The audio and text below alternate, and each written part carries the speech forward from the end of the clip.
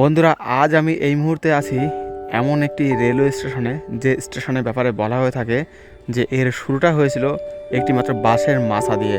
হ্যাঁ, যখন এই লাইন দিয়ে ট্রেনের চলাচল শুরু হয়েছিল, লোকাল ট্রেন, তখন কিন্তু এখানে কোনো প্ল্যাটফর্ম বা স্টেশন কিছুই ছিল না, এমনকি এখানে ট্রেনও দাঁড়াতো না।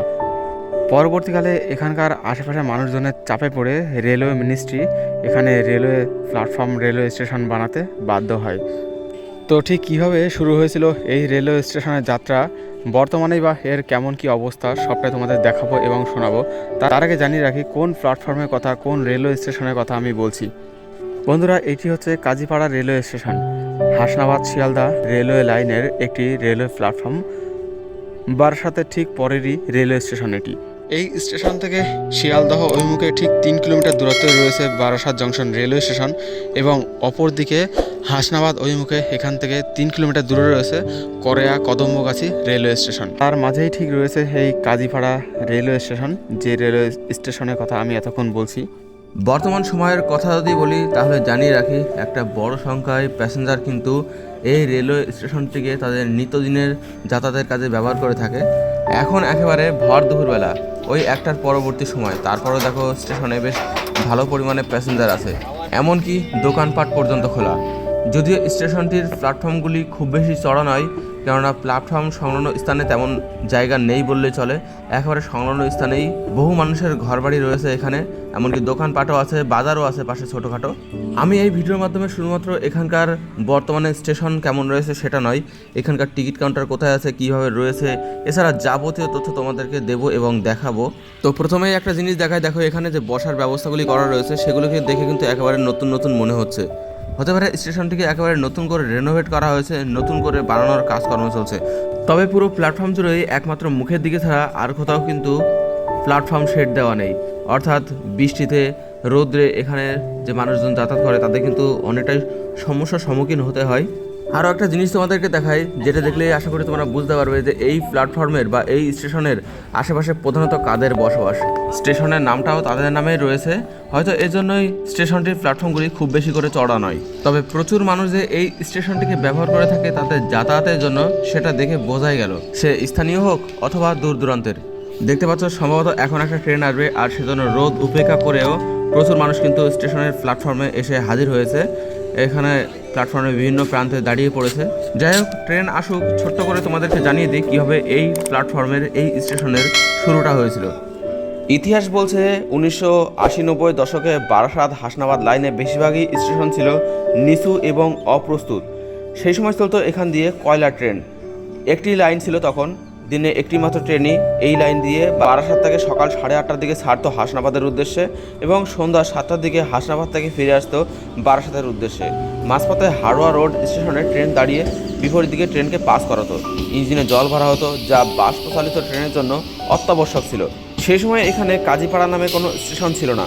পরবর্তীতে গনি খান চৌধুরী রেলমন্ত্রী থাকাকালীন শিয়ালদহ থেকে অতিরিক্ত হাসনাবাদ প্যাসেঞ্জার ট্রেন চালানো শুরু হয়। এরপরে স্থানীয় মানুষদের দাবি ও ডিমান্ডের ভিত্তিতে 2000 সালে পরে পূর্ব রেলওয়ে কাজীপাড়া স্টেশন প্রতিষ্ঠা করেন। তবে এর আগে হয়েছে অনেক নাটক।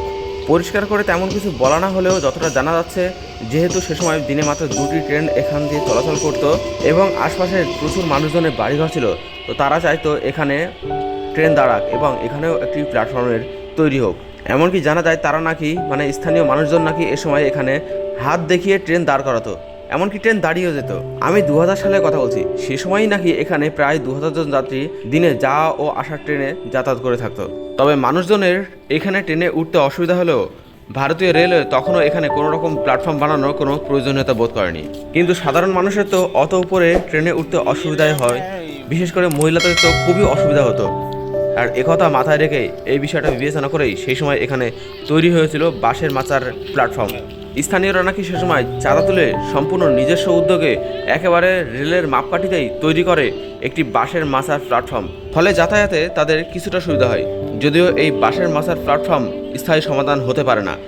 তখন বাঁশ দিয়ে নির্মিত এই প্ল্যাটফর্মটি ছিল প্রায় 140 ফুট লম্বা, 5 ফুট চওড়া।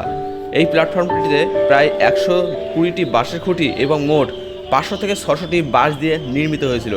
স্থায়ী সমাধান না হলেও এই বাঁশের প্ল্যাটফর্মটি শুধুমাত্র পরিবেশ বান্ধবী ছিল না, স্থানীয় মানুষের উদ্যোগে নির্মিত হয় এটি গ্রামীণ ঐক্য ও আত্মনির্ভরতার প্রতীকও হয়ে উঠেছিল সে সময়। তবে সে সময় সাধারণ মানুষ দাবিও তুলেছিল যে এলাকায় একটা স্থায়ী রেলওয়ে স্টেশন এবার নির্মাণ করা হোক।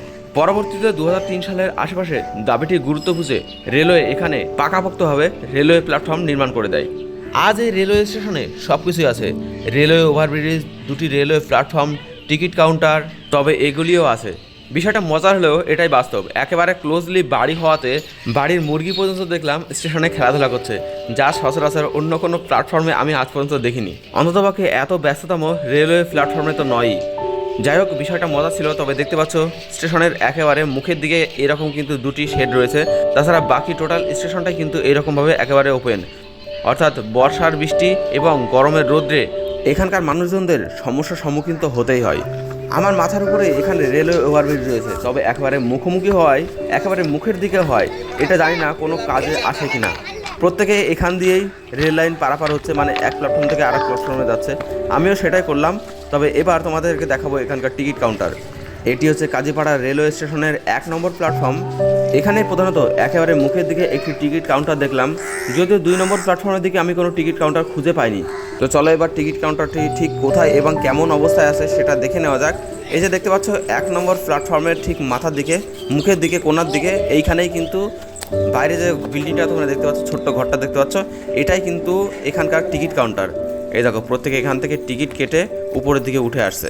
একটা অদ্ভুত ব্যাপার, আজ যেখানে অমৃত ভারত প্রকল্পের আওতায় প্রত্যেকটি রেলওয়ে স্টেশনকে বলতে গেলে নতুন করে রেনোভেট করার কাজকর্ম চলছে, সেখানে দাঁড়িয়ে এই প্ল্যাটফর্মটিকে, এই স্টেশনটিকে অমৃত ভারত প্রকল্পের আওতায় রেনোভেট করার কোনো সুযোগই নেই। তার মেন কারণ হলো এখানে জায়গা অত্যন্ত কম। চলুন এবার টিকিট কাউন্টারটার ভিতরের দিকে দৃশ্য দর্শন করে আসা যাক।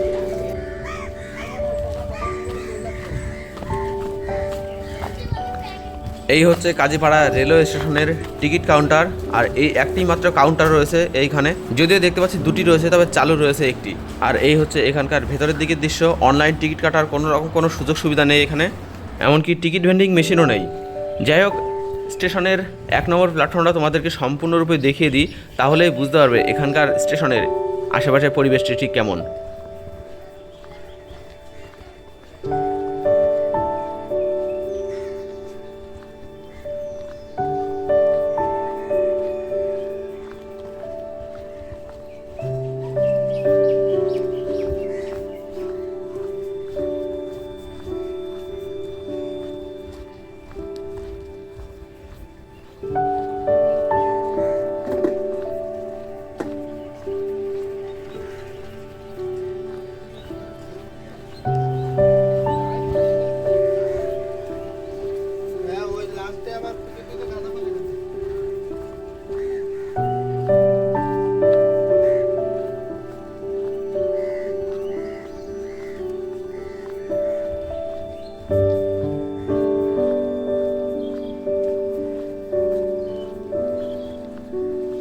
তো 1 নম্বর প্ল্যাটফর্মে ঘুরছিলাম, আর এখানে একটা জায়গায় জলের অবস্থা দেখতে পারলাম। চলুন দেখা যাক জল পড়ছে কিনা। হ্যাঁ, জল তো পড়ছে, তবে এখানে পাশে একটা টিউবওয়েল রয়েছে, সেই টিউবওয়েলটা কিন্তু সম্পূর্ণরূপে ভাঙা। তবে হ্যাঁ, জল পড়ছে, আর এটা একেবারে সম্পূর্ণরূপে নতুন বানানো দেখেই বুঝতে পারলাম। যাই হোক, ঘুরে ঘুরে দেখালাম ভারতের একমাত্র রেলওয়ে স্টেশন যার শুরুটা হয়েছিল একটি মাত্র বাঁশের মাথা দিয়ে। তোমরাই কমেন্টে জানাও এই রেলওয়ে স্টেশনের ভবিষ্যতে কি এই রেলওয়ে স্টেশন আরও বড় করা, আরও চওড়া করা সম্ভব? যদি আপনার মনে হয় যে সম্ভব নয়, তাহলেও কেন সম্ভব নয় সেটা লিখে জানাতে পারেন। আবার যদি মনে হয় যে হ্যাঁ সম্ভব, তাহলে কিভাবে সম্ভব সেটাও লিখে জানাতে পারেন, যাতে করে ভবিষ্যতে রেলওয়ে মিনিস্ট্রি এই সমস্ত প্ল্যাটফর্মগুলির দিকে আরও বেশি করে গুরুত্ব দেয়। যাই হোক, আমার ট্রেন চলে এসেছে। আমি এবার এখান থেকে চলে যাবো বারাসাতে। এখান থেকে মাত্র 3 কিলোমিটার দূরেই বারাসাত রেলওয়ে স্টেশন। তোমাদের কাছে একটাই রিকোয়েস্ট, তোমরা ভিডিও তো দেখো, কিন্তু চ্যানেলটিকে সাবস্ক্রাইব করতে ভুলে যাও। তো অবশ্যই চ্যানেলটিকে সাবস্ক্রাইব করবে এরকম ধরনের ইন্টারেস্টিং ভিডিও আরও বেশি বেশি করে দেখার জন্য। এছাড়া ভারতীয় রেলওয়ের এরকম জানা অজানা নানান তথ্য জানার জন্য।